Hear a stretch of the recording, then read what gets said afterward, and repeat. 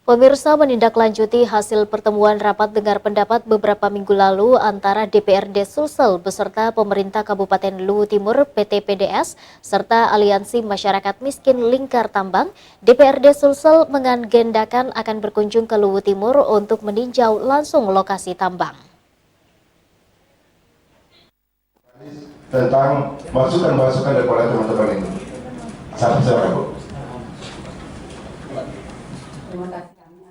Dugaan pencemaran lingkungan dan penggunaan jalan provinsi, serta penggunaan pelabuhan yang dilakukan oleh perusahaan tambang dari PT Panca Digital Solution di Kabupaten Luwu Timur menuai sorotan publik. Berbagai organisasi di Kabupaten Luwu Timur meminta PT PDS untuk menghentikan segala bentuk aktivitas pertambangan karena merugikan masyarakat Lutim dengan berbagai dampak dan kerusakan lingkungan.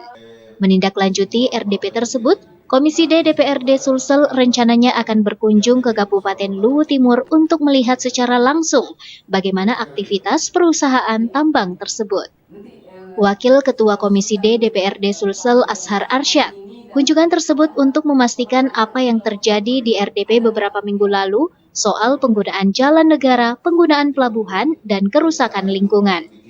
Pastikan apa yang menjadi bahan di RDP kemarin, soal penggunaan jalan negara, soal penggunaan pelabuhan, soal kerusakan lingkungan.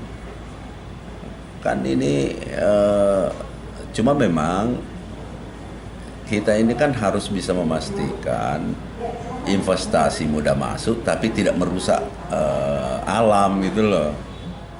Ia menambahkan kunjungan ke Lutim tersebut bersama legislator DPRD Sulsel untuk memastikan investasi masuk tapi tidak merusak sumber daya alam. Ardi Jaho, Slebes TV.